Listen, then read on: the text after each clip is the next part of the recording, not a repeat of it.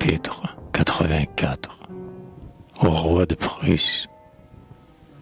Blaise Pascal a tort, il en faut convenir.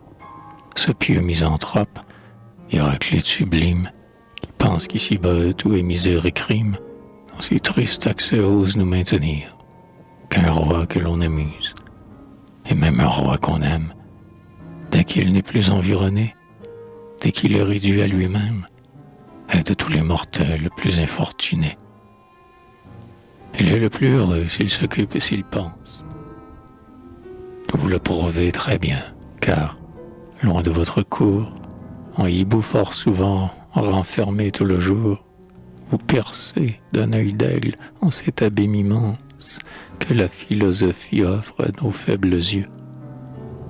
Et votre esprit laborieux, qui sait tout observer, tout orner, tout connaître, qui se connaît lui-même et qui n'en vaut que mieux, par ce mâle exercice augmente encore son être.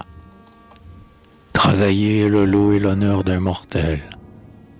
Le repos est, dit-on, le partage du ciel. Je n'en crois rien du tout. Quel bien imaginaire d'être les bras croisés pendant l'éternité.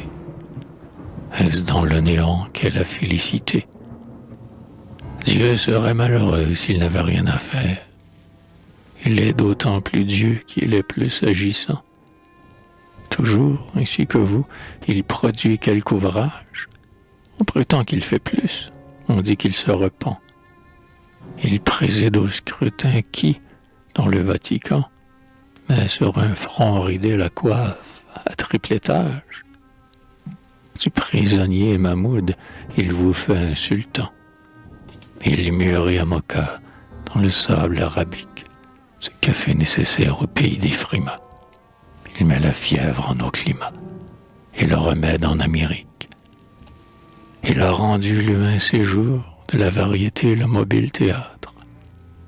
Il se plut à pétrir d'incarnat et d'albâtre les charmes arrondis du sein de Pompadour, tandis qu'il vous étend un noir luisant d'ébène sur le nez aplati d'une dame africaine qui ressemble la nuit comme l'autre au beau jour.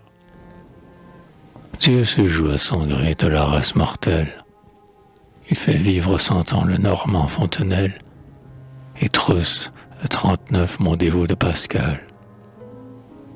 Il a 2 gros tonneaux d'où le bien et le mal descendent en pluie éternelle sur 100 mondes divers et sur chaque animal. Les sots, les gens d'esprit et les fous et les sages, chacun reçoit sa dose et le tout est égal. On prétend que de Dieu les rois sont les images. Les Anglais pensent autrement. Ils disent en plein parlement qu'un roi n'est pas plus Dieu que le pape infaillible. Mais il est pourtant très plausible que ces puissants du siècle un peu trop adorés, la faiblesse humaine ainsi que nous livrés, ressemblent en un point à notre commun maître, c'est qu'ils font comme lui le mal et le bien-être. Ils ont les 2 tonneaux.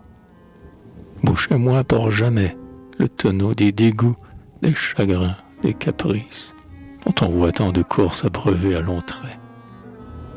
Répandez de purs délices sur votre peu d'élu à vos banquets admis. Que leur front soit serein, que leur cœur soit uni. Au feu de votre esprit, que notre esprit s'éclaire, que sans empressement nous cherchions à vous plaire, qu'en dépit de la majesté, notre agréable liberté, compagne du plaisir, mère de la saillie, assaisonne avec volupté les ragoûts de votre ambroisie. Les honneurs rendent vain, le plaisir rend heureux. Versez les douceurs de la vie sur votre Olympe sablonneux, et que le bon tonneau soit à jamais sans lit.